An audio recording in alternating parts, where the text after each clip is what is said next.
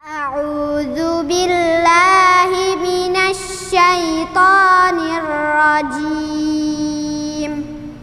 Bismillahirrahmanirrahim. Wat-tur wa kitabim mastur fi raqqim mansyur wal baitil ma'mur was saqafil marfu' wal bahril masjur. Inna azaba rabbika lawaqi' ma lahu min dafi' yawma tamurus samaa'u mawra wa tasirul jibalu sayra fawailun yawma idzil lil mukazzibin allazina hum fi khawdin yal'abun yawma yud'auna ila nari jahannama da'wa hazihin narul lati kuntum biha tukazzibun. Shadaqallahul azim.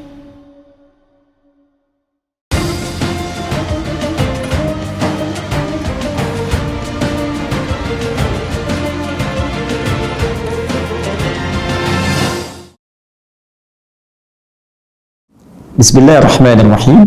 Assalamualaikum warahmatullahi wabarakatuh.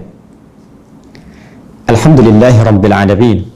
Wassalatu wassalamu ala rasulillahil karim nabiyyina Muhammadin wa ala alihi wa sahbihi wa dhurriyyatihi wa ummatihi ila yaumiddin wa ba'du.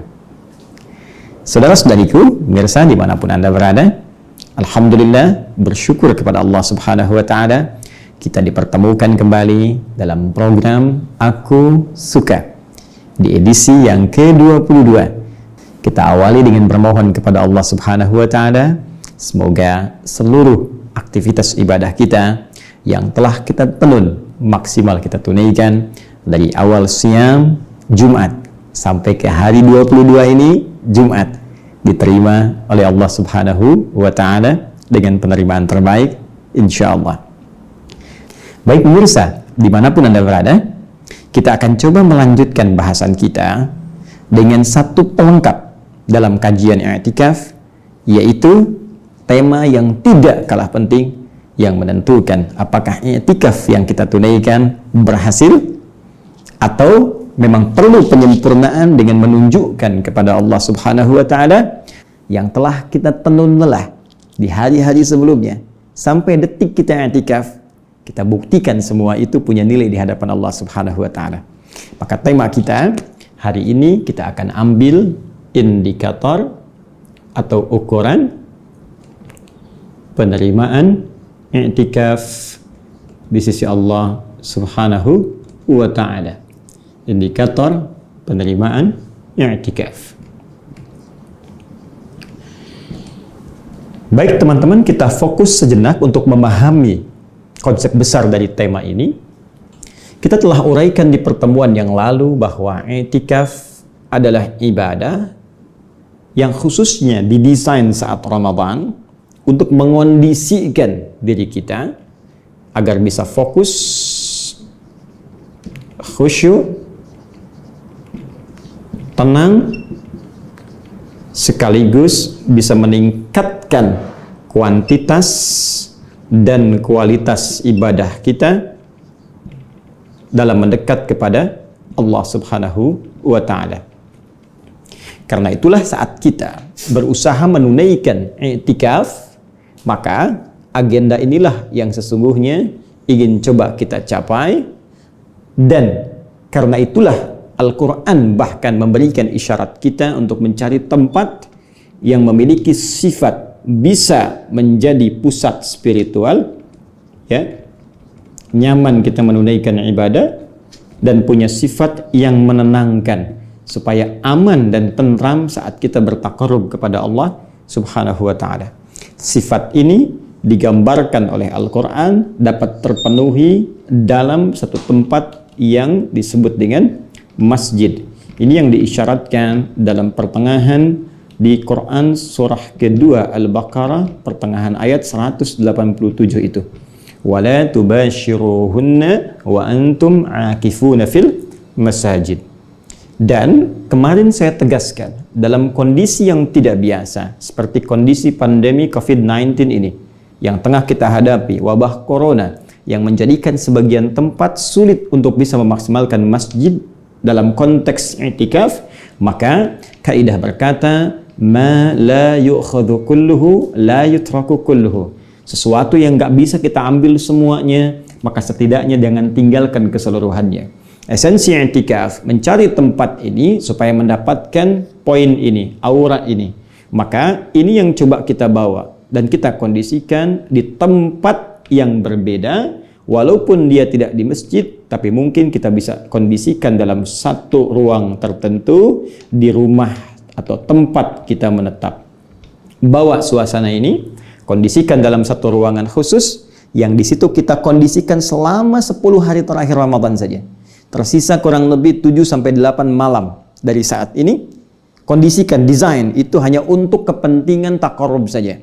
Kepentingan kita untuk beribadah kepada Allah saja.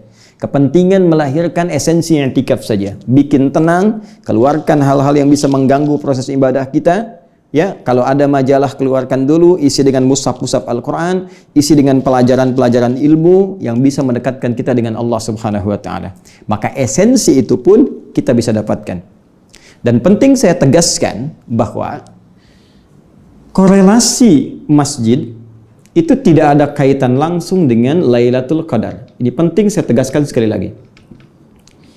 Lailatul Qadar, malam Al-Qadar, yang segala kemuliaannya telah tuntas kita uraikan berdasarkan keterangan Al-Quran dan hadis-hadis Nabi Sallallahu Alaihi Wasallam, ini hanya bisa diraih teman-teman sekalian melalui perjuangan ibadah yang memaksimalkan malam. Artinya, untuk mendapatkan ini syaratnya sederhana, ibadah, bangun Anda ibadah di malam ini, malam-malam yang diisyaratkan oleh Nabi Sallallahu Alaihi Wasallam, ya ada kondisi dan isyarat tertentu yang menunjukkan kemungkinan malam Al-Qadar hadir atau datang di malam-malam itu, khususnya 10 malam terakhir di bulan Ramadan. Baik, jadi bukan berarti kalau Anda nggak i'tikaf di masjid, Anda akan kehilangan malam Al-Qadar. Tidak. Kalau Anda kerjakan di rumah pun, di ruang yang telah Anda kondisikan, yang penting setiap malamnya Anda bangun, yang penting setiap malamnya Anda investasi waktu, walaupun hanya 15 menit, 30 menit, bangun setengah 3 atau bangun jam 3, ibadah Anda di situ, setiap malam konsisten bangun, maka besar kemungkinan Anda akan dapat meraihnya. Ya, sebaliknya, kalaupun ada suasana tenang, bukan termasuk kawasan pandemi, Anda pergi ke masjid, tapi Anda hanya tidur saja di masjid, malamnya tak bangun, maka besar kemungkinan Anda tidak mendapatkan malam Al-Qadar. Bagi yang sering bertanya, bagaimana Ustadz kalau saya perempuan misalnya dalam kondisi sedang haid, tidak ada masalah. Haid tidak menghalangi Anda untuk bangun di malam hari, tapi Anda punya amalan terbatas yang bisa Anda kerjakan dalam kondisi haid. Ya, contoh apa? Anda bisa perbanyak istighfar. Bukankah masih ingat Nabi mengajarkan kalimat kepada Sayyidah Aisyah radhiyallahu taala anha ketika beliau bertanya, "Madza aqulu fiha?" Kalau bertepatan dengan izin Allah dapat malam itu ya Rasulullah, apa yang saya bacakan? Doa apa yang saya baca? Maka Nabi ajarkan, "Quli," katakan, "Allahumma innaka afuwun tuhibbul afwa fa'fu anni." Maka Anda bisa sampaikan zikir ini. Ya, syarat mengucapkan zikir ini bukan dalam keadaan Anda harus suci atau haid. Dalam setiap kondisi Anda bisa ucapkan ini dengan kondisi yang dibenarkan. Yang tidak Anda kerjakan mungkin salat, kan, baca Al-Quran, tapi zikir terbatas Anda bisa, istighfar bisa, doa bisa, silahkan maksimalkan. Baik, kemudian kita kaitkan teman-teman sekalian dengan kondisi ini. Teruskan, maksimalkan ibadah di sini, dapatkan suasana ini. Nah, kalau kita ingin mengukur, setelah saya mencoba memaksimalkan ini, sekarang 22 malam 23, ya, malam 24, malam 25, saya betul fokus ingin ibadah. Pertanyaannya sekarang ada 2 sampai 3 bahasan yang kita akan selesaikan. Dan saya harap teman-teman bisa fokus di sini. Karena bahasan penting, kadang-kadang juga godaannya tidak mudah. Ya, sudah nunggu-nunggu buka, dengar suara tukang es krim. Kita mau ngambil, beli es krim dulu. Atau kadang-kadang pengen ngerjain ini, ngerjain itu, sehingga fokus pendengaran kurang maksimal. Sekarang, kita lihat baik-baik. Turunan pertanyaannya adalah 1. Fokus. Kesini kan, persoalan Lailatul Qadar dulu. Apa indikator terkait penerimaan i'tikaf yang juga mendapat isyarat diketahuinya malam Al-Qadar? Apakah ada indikator saat i'tikaf itu? Turunan persoalan pertama, indikator saat i'tikaf hadirnya isyarat malam Al-Qadar. Ya. Anda sedang i'tikaf kan salah satunya berusaha mendapat malam Al-Qadar. Apa indikator ketika i'tikaf itu tiba-tiba terasa ini kayaknya malam Al-Qadar nih? Ya, apakah ada petunjuknya di Al-Qur'an? Kita akan turunkan dulu satu itu. Yang kedua, spesifik tentang penerimaan seluruh ibadah yang ditunaikan saat i'tikaf. Termasuk i'tikaf ya. Apakah i'tikaf saya diterima oleh Allah? Apakah ibadah-ibadah saya saat i'tikaf diterima oleh Allah? Apa indikator penerimaan i'tikafnya? Indikator terkait penerimaan i'tikafnya. Dan yang ketiga, yang tidak kalah penting, ketika i'tikaf saya diterima, maka apa yang akan saya peroleh dari Allah Subhanahu wa ta'ala? Ya. Apa yang bisa dihasilkan dari hasil i'tikaf itu? Apa yang akan Allah berikan kepada kita? Kalau kita ingin ambil manfaat i'tikaf itu, ketika telah kita lakukan dengan sempurna, apa manfaatnya terkait dengan kehidupan kita sebagai hamba Allah Subhanahu wa ta'ala. Baik, kita fokus pada bagian yang pertama. Kembali dibuka Quran surah 97 Al-Qadar. Jika kita ingin spesifik mencari isyarat saat i'tikaf tentang rasa akan hadirnya malam Al-Qadar. Yuk kita bacakan sama-sama. Bismillahirrahmanirrahim. Inna anzalnahu fi lailatul qadar. Sungguh kata Allah, dengan segenap keagunganku, aku akan sampaikan berita yang sangat besar, yaitu Al-Quran diturunkan di malam Al-Qadar. Wa ma adraka ma lailatul qadar. Tahukah Anda, kata Allah, apa istimewanya malam Al-Qadar itu? Baik, Lailatul Qadri khairum min alfi syahr. Malam Al-Qadar, keistimewaan pertama dari segi korelasinya malam ini dengan peningkatan limpahan pahala, maka seluruh amal ibadah yang ditunaikan bersamaan dengan malam itu, maka nilainya lebih dari 1000 bulan. Bahkan lebih baik. Artinya kalau ada orang ibadah 1000 bulan pun tetap lebih baik yang di malam itu. 83 tahun Anda terus sholat tanpa henti, sholat, maka bagi orang yang ibadah di malam Al-Qadar, kalau dia khusyuk benar diterima, tetap yang lebih baik di malam itu. Dan pahalanya lebih daripada itu. Ya, dari apa yang kita hitung-hitung dari segi pahala. Baik, sekarang selanjutnya. Tanazzalul malaikatu warruhu fiha biizni rabbihim min kulli amr. Masuk bagian selanjutnya, ini yang sangat menarik.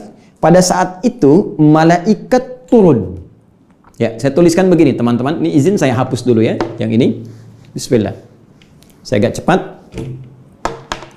Malaikat. Ya, saya tuliskan begini. Malaikat. Waruh, please. Ya, Jibril alaihissalam. Kalau dikatakan malaikat, berarti bentuknya jamak, menunjuk banyak. Tunggalnya disebut malak. Malakun itu satu. Ya, malaikatnya satu. Malakun satu. Jelas? Di surat Yusuf disebutkan, ya, ma hadza basyara, in hadza huwa illa malakun karim. Ini sih bukan manusia. Ini malaikat yang nyamar dalam rupa manusia. Demikian sosialita-sosialita itu saat kumpul-kumpul, ya ngegosipkan Yusuf alaihissalam, diminta keluar kemudian oleh istri pembesar Mesir. Keluarlah Nabi Yusuf alaihissalam, kaget mereka sampai tak sadar pisau yang dipegang untuk memotong buah itu melukai jari jemari mereka. Mereka berkata, ini sih bukan manusia, ini malaikat yang menyamar dalam rupa manusia. Ya, satu disebutnya malakun karim. Kalau satu itu malakun. Ya, contoh lain, setiap yang meninggal satu didatangi satu malaikat. Setiap yang meninggal, yaitu malakul maut. Di Quran surah 32 ayat 11. Qul yatawaffakum malakul mautil ladzi wukila bikum. Katakan Muhammad SAW, setiap ada orang wafat, satu malaikat akan diutus untuk bertugas mengambil nyawanya. Tapi kalau bentuknya berubah menjadi begini, malaikah artinya banyak. Ya, sepanjang tak dibatasi, banyak. Saya ulang, sepanjang tak dibatasi, banyak. Dalam satu peperangan Nabi SAW dijanjikan oleh Allah diturunkan 3.000 malaikat, 5.000 malaikat, demikian ditegaskan di surah Ali Imran itu, ya, baik 3.000, 5.000, artinya terbatas jumlahnya. Tapi kalau sudah disebutkan gak ada batas, banyak malaikatnya. Yang paling spesial kalau 1-2 malaikat istimewa ditunjuk juga dalam kalimat itu. Ya, contoh begini misalnya, saya katakan, insya Allah nanti Bapak Ibu sekalian, dalam Idul Fitri semua warga Indonesia akan sholat Idul Fitri. Ya, juga Bapak Presiden, misal. Baik, bukankah ketika disebutkan juga Bapak Presiden menunjuk sesuatu keistimewaan tertentu? Ya, di lokal juga Bapak Bupati, dalam komplek juga Bapak RW. Ya, ini kan menunjuk sebuah keistimewaan. Baik, kadang-kadang kalau kita ingin menyebutkan yang spesial, ya, kadang-kadang kalau kita ingin menyebutkan yang spesial, bukankah kita sebutkan di akhirnya? Ya kan? Harapan 3, harapan 2, harapan 1, juara 3, 2, 1, spesial. Pun demikian. Ini ar-Ruh menunjuk malaikat Jibril. Sebetulnya Jibril itu malaikat juga. Ya, kan Allah bisa mengatakan begini, sudah tanazzalul malaikat. Ini nggak usah disebut karena ini pun malaikat juga. Tapi ketika ingin menunjukkan satu nama tertentu untuk menunjuk peran yang sangat luar biasa. Jibril sayyidul malaikah, pemimpin para malaikat. Tuh, saking mulianya Nabi Muhammad ketika ditunjuk dari kalangan malaikat, menurunkan wahyu kepada beliau, naik status malaikatnya jadi pemimpin malaikat. Tugas malaikat Jibril, sering saya sampaikan, menurunkan wahyu. Wahyunya telah selesai, nggak ada nabi lagi. Tapi spesial di malam Al-Qadar turun memimpin golongan malaikat turun ke bumi. Spesial. Apa korelasinya dengan malam Al-Qadar ini? Nah, banyak ulama mengatakan begini, karena malaikat itu turun, banyak yang turun sehingga mengisi bumi. Ya, sampai-sampai ada yang mengatakan keadaan bumi itu udah penuh dengan sesaknya malaikat yang turun, berdesakan, sesak. Saya pernah membuat ilustrasi, kalau saya punya bejana begini, saya simpan kelereng satu, saya goyang-goyang pasti ya, ada bunyi, simpan kelereng 3, 4, 5, bunyi benturan, tak tek tok, tak tek tok, tak tek tok. Tapi kalau Anda masukkan kelereng memenuhi semua tempat ini, ya, walaupun ada celah-celah sedikit celah, tapi penuh, Anda goyangkan, bukankah diam? Ya kan? Nah, ini yang paling menarik teman-teman sekalian. Keutamaan malam Al-Qadar bukan sekedar turunnya malaikat min kulli amr. Dari setiap persoalan kita mohon pada Allah, malaikat mengaminkan. Bisa doa diaminkan, bisa istighfar diaminkan supaya diampuni. Tapi juga kata para ulama sebagian berpendapat ini memberi tanda kepada kita bahwa saat malaikat turun, bumi menjadi sesak oleh malaikat, sehingga dengan keadaan yang tertutup itu suasana sekitaran menjadi terasa lebih hening, tenang, karena tertutup. Suara angin kencang tertutup turun malaikat, kan? Berisik-berisik dari alam yang biasa normal tak terdengar. Suasana lebih teduh, lebih tenang. Dengan ketenangan ini, bahkan kata Al-Quran, salam, ada perasaan tentram ke jiwa. Jadi feel-nya beda, agak lain dengan hari-hari biasa. Ini kok malam ini kok kayak tenang banget ya? Ya, Anda keluar jam 2 misalnya kan, terus rasanya beda dengan malam-malam biasa. Hawanya tenang, ya, terus tumbuh-tumbuhan juga semilirnya itu nggak terlalu kencang, bahkan sebagian pohon-pohon kelihatan kayak tunduk, gitu kan? Ya, ada setiap orang yang kalau dia mampu bangun di setiap malam Ramadan, terutama dia di pertengahan malam, jam 2, ya, setengah 3, jam 1, itu pasti akan punya rasa yang beda dalam jiwanya. Nah, rasanya kata Al-Quran disebut dengan salam, ada perasaan damai. Terus alamnya tenang, tentram. Ya, dan itu terbawa sampai besoknya. Matahari terbitnya nggak terlalu terik, terus enak kelihatannya, teduh. Ini yang saya maksudkan dengan isyarat dalam Al-Quran yang memberikan indikator saat i'tikaf boleh jadi malam itu terasa seperti suasana malam Al-Qadar. Apa indikator utamanya? Lahir ketenangan, baik yang didapatkan dalam rasa di jiwa, di hati kita, juga yang bisa diamati dalam alam semesta, di alam. Ya. Dulu saya pernah dapat informasi juga ada NASA yang mencoba mencitra, menggambar gitu kan, ya kondisi alam dalam setiap malam Ramadan. Dilihat dan spesifik pada malam tertentu di penghujung Ramadan, 10 malam terakhir ada kondisi yang berbeda dengan malam-malam lainnya. Tapi ini tentunya setiap perasaan kita mungkin akan berbeda satu dengan yang lainnya. Disinilah ada sebagian ulama yang berpendapat boleh jadi di sebagian tempat dengan tempat yang lain suasana malam Al-Qadar akan terasa berbeda. Termasuk didukung oleh data perbedaan waktu yang mungkin tidak sama. Dengan Amerika kita beda 11 jam. Malah antar negara bagian bisa berbeda juga waktunya. Boleh jadi di sini kita sudah malam, di sana masih siang, ya kan? Demikian sebaliknya. Namun yang lebih kita konsentrasikan adalah setiap tempat hanya akan mendapatkan satu malam saja. Jadi kalau di Indonesia malam ini dapat, belum tentu kita dapatkan di malam-malam berikutnya. Tempat lain mungkin tak sama, demikian sebagian ulama menafsirkan. Tapi yang kita perlukan adalah konsentrasi kita untuk beribadah maksimal. Yang penting bangun tiap malam, begitu mendapatkan feel yang dimaksudkan ini, maksimalkan untuk ibadah. Kita nggak usah sibuk mengurusi sesuatu yang tidak ada hubungan dengan kita. Kenapa kita sibuk bertanya, Ustadz kalau ini di sini, sana belum malam, sana belum siang. Anda cukup pikirkan di mana Anda tinggal, malamnya kapan, di situ Anda ibadah. Urusan menurunkan Al-Qadar itu urusan Allah Subhanahu wa Ta'ala. Jangan mengatur sesuatu yang sudah diatur, hanya membuang energi kita dan tidak melahirkan manfaat yang bisa kita hasilkan. Jadi, tuntas bagian yang pertama, maksimalkan ibadah dan rasakan yang mungkin kita bisa hadirkan, yang dengan itu boleh jadi suasana malam Al-Qadar bisa dirasakan. Yang kedua, Ustaz, alhamdulillah saya sudah berjuang untuk i'tikaf. 1, 2, 3, 4 sampai yang terakhir. Telah selesai saya ibadah. Saya tunaikan sholatnya, saya coba baca Al-Quran, saya belajar. Di mana ukuran penerimaan ibadah i'tikaf saya? Apa indikatornya? Teman-teman, ini bisa kita telusuri dengan persamaan-persamaan ayat Al-Quran berikut. Ini kita harus gunakan pendekatan pengetahuan, ya. Jadi bukan mencocokkan sesuatu atau yang orang banyak bicara tentang cocok logi dan sebagainya, tidak. Kita dasarnya dasar pengetahuan, dan dengan dasar ini kita diminta saling menghormati dengan orang lain, termasuk pandangan ustadz-ustadz lain. Jika ada satu perbedaan, jangan biasakan untuk mencela, ya, karena boleh jadi setiap orang bicara dengan dasar ilmunya masing-masing. Anda tak sepakat, hargai orang lain. Ya, cukup dengan kalimat para ulama kita mengatakan, ya, Masya Allah, beliau ilmunya banyak, luar biasa. Cuma dalam persoalan ini, saya kurang sependapat. Selesai. Dibandingkan, Anda tidak sepakat, tapi Anda mencela orang lain atau memberikan kalimat-kalimat yang tidak pantas. Itu pun bisa merusak nilai puasa kita. Baik, kembalikan ke sini. Teman-teman sekalian, perhatikan baik-baik. Ada yang sangat menarik ketika Allah Subhanahu wa Ta'ala memberikan gambaran kepada kita bahwa fokus i'tikaf dalam kondisi normal ditunaikan di masjid.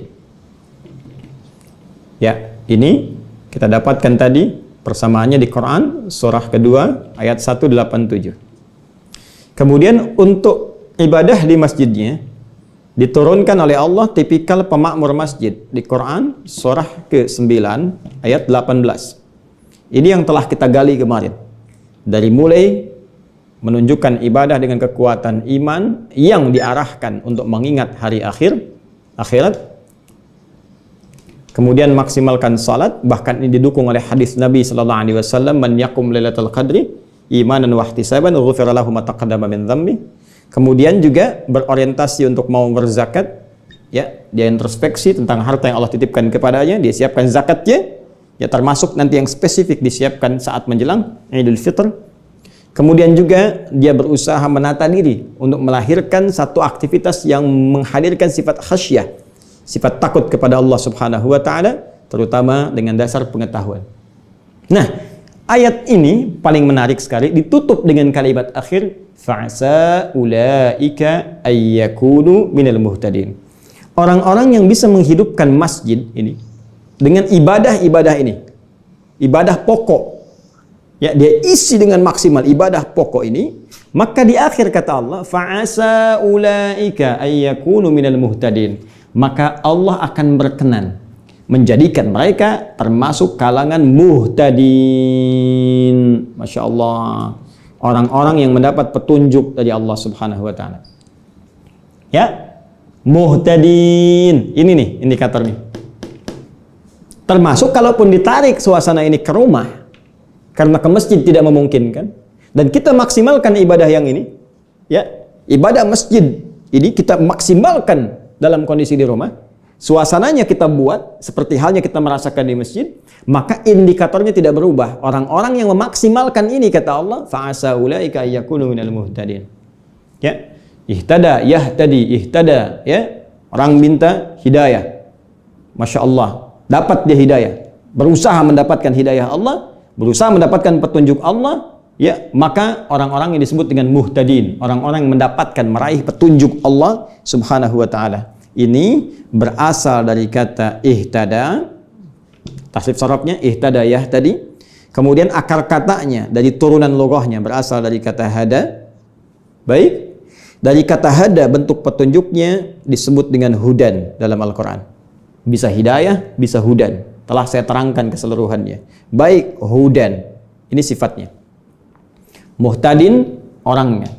Kata kerjanya ihtada. Akar kata utamanya hada. Pemberiannya hudan.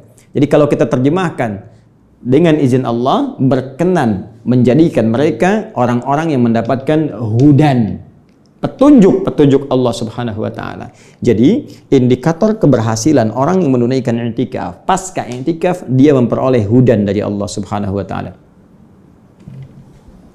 Ya, saya ulang, indikator keberhasilan, indikator keberhasilan orang yang telah menunaikan i'tikaf, dia menjadi muhtadin, ya, mendapatkan hudan dari Allah Subhanahu wa ta'ala. Zidnahu huda dalam bahasa Al-Quran, kami tambahkan hudan kepada mereka.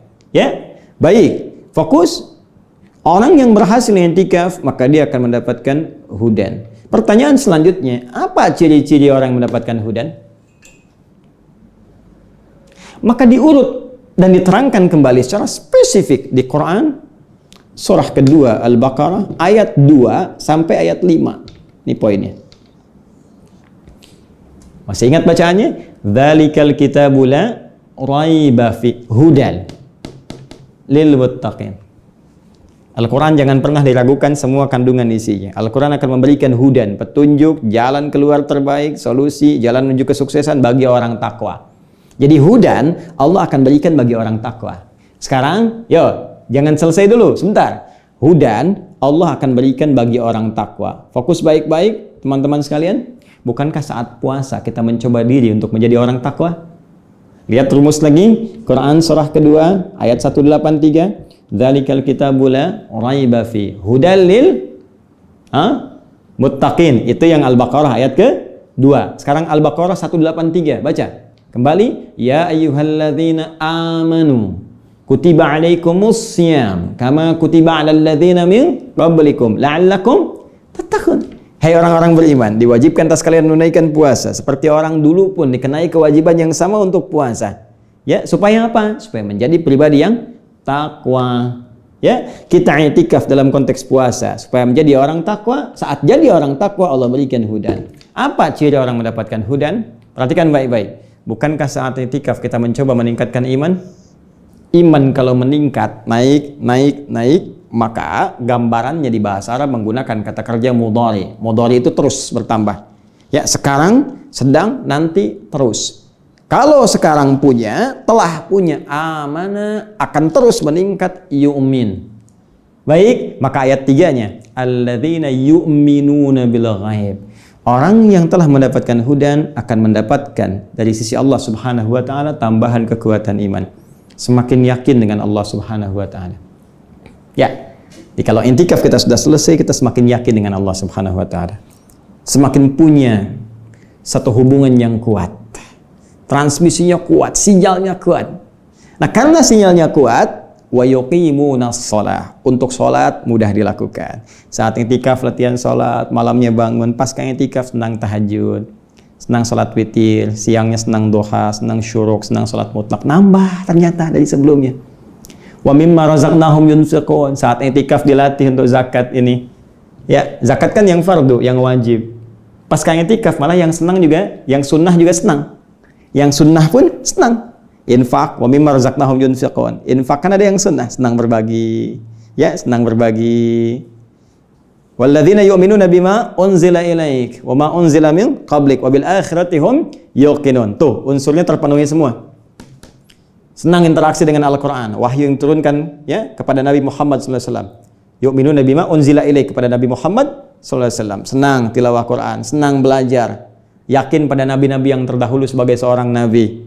Yang paling penting, orientasi hidupnya wabil akhirati. Nih, kembali ke sini. Hum yuqinun. Sekarang untuk akhirat. Kerjanya ibadah karena Allah. Kalau sudah karena Allah, mustahil cari rezeki yang haram. Bergeraknya pada yang halal. Terjadi perubahan dahsyat pada hidupnya. Dan yang paling luar biasa, ulaika ala hudan. Kembali ke sini. Mir rabbihim. Maka mereka itulah ciri-ciri orang mendapatkan hudan dari Allah Subhanahu wa taala. Wa ulaika humul muflihun, dan mereka pasti dijamin hidupnya bahagia oleh Allah. Jadi ternyata orang kalau selesai i'tikaf hidupnya lebih bahagia. Orang kalau selesai i'tikaf hidupnya lebih taat. Orang kalau selesai i'tikaf hidupnya lebih tenang dan lebih dekat dengan Allah Subhanahu wa taala. Karena itu, jika kita ingin mengukur apakah i'tikaf yang kita kerjakan saat ini mampu merubah pribadi kita, mendapatkan ukuran tadi, kebahagiaan, ketenangan, kedekatan dengan Allah, peningkatan ibadah, maka silahkan cek dan buktikan. Jangan menyimpulkan, tapi buktikan. Pasca i'tikaf, kita menjadi pribadi lebih baik di hadapan Allah Subhanahu wa ta'ala. Jika itu sudah bisa kita raih, maka akan ada bagian terakhir yang akan melengkapi kehidupan kita. Apa bagian terakhir ini? Inilah rahasia yang pernah didapatkan Nabi Ibrahim alaihissalam, diisyaratkan di Quran surah ke-19 Maryam. Ayat ke-49. Teman-teman sekalian. Paling kiri agak ke bawah, di halaman 308 di Mushaf standar. Di baris 12 sampai 13. Masih ingat yang saya sampaikan pertemuan lalu? Saat saya mengutip Quran surah ke-21 ayat 52, Nabi Ibrahim mengingatkan kepada kaumnya, ya, idh qala li abihi wa qaumihi ma hadhihi at-tamathil allati antum laha aakifun. Ketika beliau mengingatkan kepada kaumnya, termasuk ayahnya saat itu, apa sih keistimewaan patung-patung ini, berhala-berhala ini, sehingga kalian fokus sekali, sehingga sulit diingatkan untuk berpaling dari itu, mendekat kepada Allah. Diajak dikenalkan Allah, marah-marah, mencela, ngancam, mau bakar, mau lemparin. Apa sih saking pentingnya yang kalian hadapi sampai fokus betul, nggak mau berpaling, ya kan? Baik. Yang paling menarik, ketika Nabi Ibrahim tidak ikut suasana itu, beliau tinggalkan segala hal yang membuat beliau jauh dari Allah Subhanahu wa ta'ala. Gak bisa mendekat kepada Allah, sulit ibadah, sulit bertauhid. Tinggalkan semua itu, berpindah pada kehidupan yang lebih baik. Maka apa yang didapatkan? Perhatikan baik-baik. Mereka i'tikaf dengan berhalanya, Nabi Ibrahim pindah dari situ, i'tikaf mendekat kepada Allah. Bukankah esensi i'tikaf mengondisikan diri untuk lebih fokus kepada Allah sehingga tidak terganggu dengan yang lain? Falamma i'tazalahum wa ma ya'buduna min dunillah. Buka Quran surah 19 ayat 49. Maka tatkala Nabi Ibrahim itu berlepas diri dari mereka, meninggalkan segala hal yang menjauhkan diri dari Allah Subhanahu wa ta'ala, bisa fokus mendekat kepada Allah, menjauhkan segala sesembahan selain Allah Subhanahu wa ta'ala. Wahabna lahu Ishaq wa Yaqub.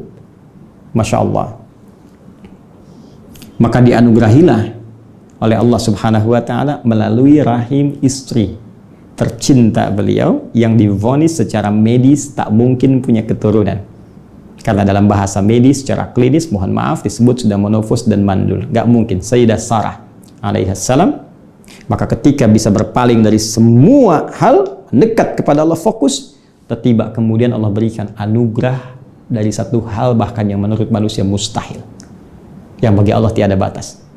Sarah diberitakan oleh Allah akan mengandung, melahirkan anak-anak yang cerdas, yaitu Ishak. Dari Ishak nanti turun Yaqub alaihissalam. Ya, wa kullan ja'alna nabiyya, dan keduanya menjadi nabi. Ishak nabi, Yaqub nabi, dari Yaqub turun Yusuf, nanti terus ke bawah generasinya. Yang ingin saya bicarakan begini. Ketika Nabi Ibrahim memberi contoh kepada kita yang ditunjukkan oleh Allah Subhanahu wa taala sebagai jadi miniatur kehidupan nanti sempurna di masa Nabi Muhammad sallallahu alaihi wasallam. I'tikaf kalau benar kita kerjakan, melatih diri kita meninggalkan segala yang tak penting dalam hidup.